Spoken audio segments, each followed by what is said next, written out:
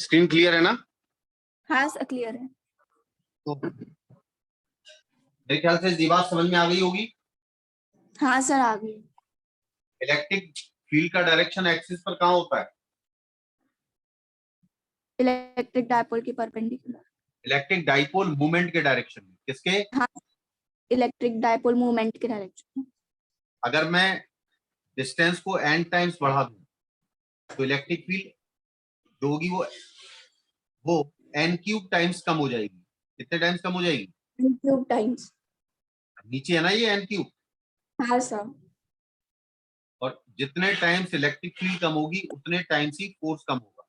अगर मैं किसी चार्ज को r डिस्टेंस पे रखूं और nr डिस्टेंस पे रखूं तो nr डिस्टेंस पे रखने पर जो फोर्स लग रहा है n क्यूब टाइम्स कम हो जाएगा। समझ में आया? ये मैं जो बता रहा हूँ ना आर्टिकल, सुनो, ये नहीं मिलेंगे तो मैं अपनी किताब में, इसलिए ध्यान से सुनो। इसी तरह के क्वेश्चन नीट में बहुत पूछे जाते हैं, है ना? हाँ सर। तो ये कौन सी मैंने अभी क्या बताया? Electric field on axis. कहाँ बताई? इलेक्ट्रिक फील्ड ऑन एक्सिस या एंड ऑन पोजीशन। कौन सी पोजीशन? And on position. अब देखो, electric field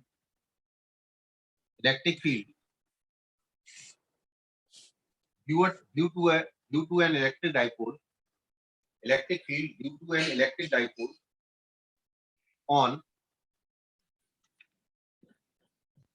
equatorial line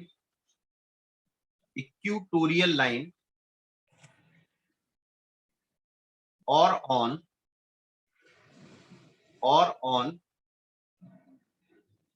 broadside on position or on, क्या लिखा? और ऑन इक्वेटोरियल लाइन और on broad side on position. क्या लिखा? Broad side on position. लिया? हाँ सर। पहले वाला क्या था? End on position. ये दूसरा क्या है? Broad side on position. ठीक है? हाँ सर। पहले वाले था ऑन एक्सिस, इसका नाम है इक्वेटोरियल लाइन। ठीक है? हाँ सर। देखिएगा, डाइपोल मैंने वही बनाया, minus Q plus Q.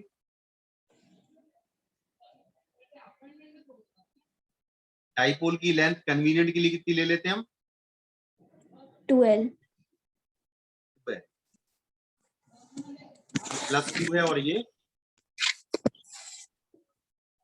Minus Q है। डाइपोल मूवमेंट क्या होता है? Q into D. यहाँ पर क्यू इंटू 2l हो जाएगा। क्यों भाई? हाँ सर हो जाएगा। और डाइपोल मूवमेंट का डायरेक्शन क्या होता है? Minus Q two plus Q को मिलाने वाली लाइन होती नहीं होती? होता है सर। मैं बार बार रिपीट इसलिए कर रहा हूँ जिससे कि हमेशा याद रहे। अब तुम्हें चाहिए इक्वेटोरियल लाइन वाला पॉइंट। कौन सा चाहिए? इक्वेटोरियल पॉइंट वाला लाइन। इक्वेटोरियल लाइन क्या होती है? इक्वेटोरियल लाइन वो होती है जो इन दोनों चार्जेस को मिलाने वाली लाइन का परपेंडिकुलर बाइसेक्टर। ये समझे क्या हो? अरे क्या हो भाई? परपेंडिकुलर बाइसेक्टर हो। दोनों चार्जेस को मिला रही है लाइन, उसके परपेंडिकुलर बाइसेक्टर को हम इक्वेटोरियल लाइन कहते हैं। हाँ सर। जबकि दोनों चार्जेस को मिलाने वाली लाइन को एक्सिस कहते हैं।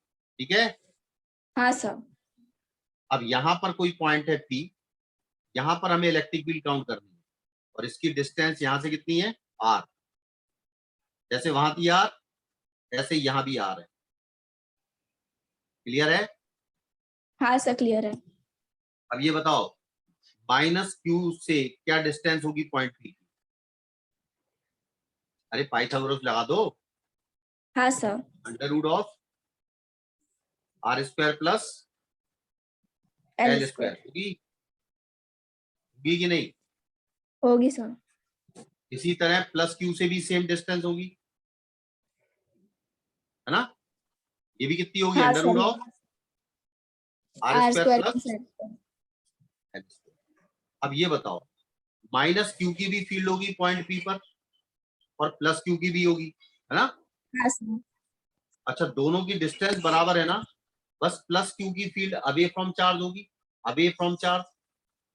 हाँ सर होगी। जबकि माइनस क्यू की फील्ड टुवर्ड्स द चार्ज होगी, लेकिन दोनों फील्ड की वैल्यू सेम होगी। नहीं समझ में आया? आ गया सर। अच्छा, इन दोनों का रिजल्टेंट जो होगा, दो वेक्टर हैं, इनका रिजल्टेंट देखो, अगर ये एंगल थीटा मान लो, क्या ये एंगल भी थीटा होगा? हाँ सर होगा। आइसोसेलेस ट्रायंगल है कि नहीं? हाँ सर। और ये एंगल थीटा है तो ये एंगल भी थीटा होगा। हाँ और सर अगर होगा। ये एंगल थीटा है तो ये एंगल भी थीटा होगा, क्यों भाई? हाँ सर। अब ये बताओ, ई नॉट किसके कारण है? प्लस के कारण, प्लस के कारण, और ये वाला ई नॉट माइनस के कारण, समझ गए? हाँ सर समझ गए। तो ये बताओ, E naught due to positive is equal to E naught due to negative होगा मैग्नीट्यूड में, वेक्टर नहीं लगा देना भूल के भी, क्योंकि डायरेक्शन अलग है। हाँ सर। वैल्यू सेम होगी ना? क्या होगी ये? के क्यू बाई आर स्क्वायर होती है ना? हाँ सर होती है। और आर स्क्वायर का मतलब ये है हमारा, इसका स्क्वायर करोगे तो अंडर रूट हट जाएगा क्या? हाँ सर। पॉइंट चार्ज की फील्ड लिखी है मैंने, ठीक है? हाँ सर। अब ये वाली फील्ड कितनी है? ई नॉट।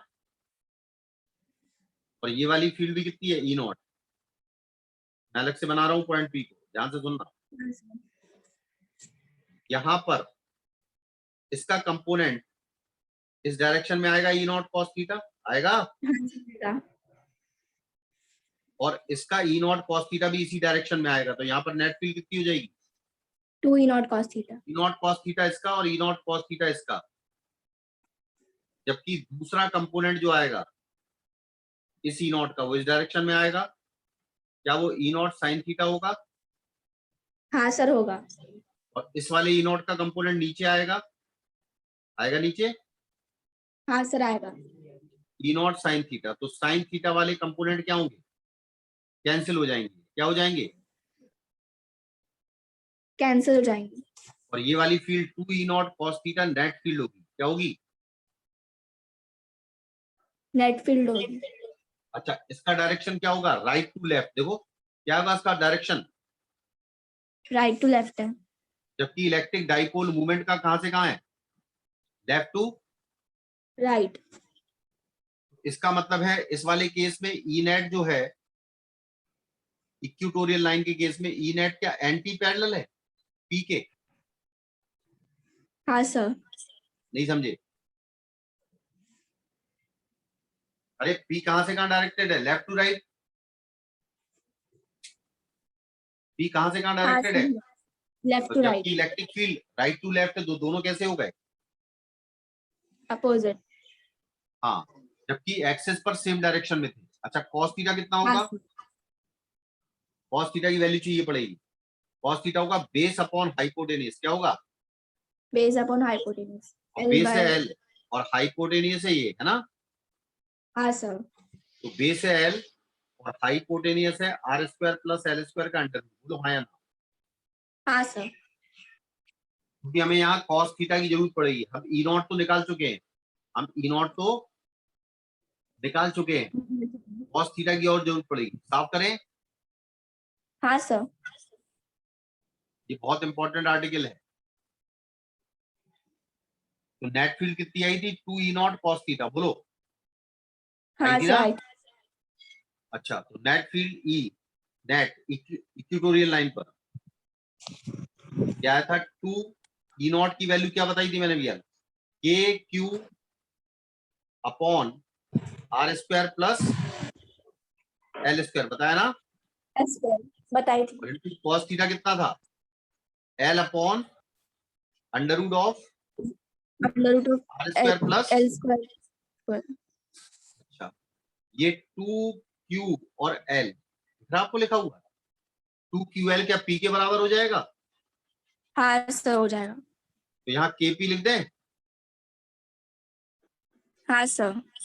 और नीचे R square plus L square की पावर ये 1 है और ये हाफ है, तो क्या R square plus L square की पावर 3/2 हो जाएगी ये? हाँ सर हो तो जाएगी। 1 ये और हाफ ये। समझ में आया? हाँ सर आ गया। अब मान लो ये तो जनरल फॉर्मूला आ गया, ठीक है। फॉर शॉर्ट डाइपोल देख लो, for short dipole R is much greater than L, ठीक है। हाँ सर। तो एल स्क्वायर हटा दो तो आर स्क्वायर की पावर 3/2, 2 से 2 कैंसिल तो आर क्यूब आ जाएगा सिर्फ। हाँ सर। ई नेट कितना आया, केपी अपॉन आर क्यूब कितना आया। KP upon R cube. ध्यान रखो E on equatorial line is half of वो टू, वो क्या था 2 kp था ना, हाँ सर। तो हाफ ऑफ एक्सेस होगा कि नहीं होगा, वो 2 kp था, यहाँ kp है सिर्फ। हाँ सर होगा। तो इसका मतलब एक्सेस की फील्ड जो होती है जब आर को बहुत बड़ा लिया जाए एल से, जो एक्सेस की फील्ड होती है वो डबल होती है इक्वेटोरियल लाइन, ठीक है। हाँ सर। और इक्वेटोरियल लाइन वाली फील्ड जो है वो पी का अपोज करती है, अपोजिट टू पी होगी, अपोजिट टू डाइपोल मूवमेंट, है ना, ठीक है। और एक्सेस वाली फील्ड क्या होगी, सेम इन, बोलो, same in P, electric dipole movement के डायरेक्शन में होगी। समझ में आया।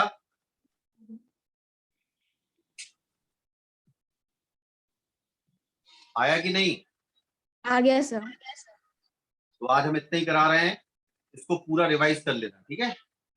हाँ सर।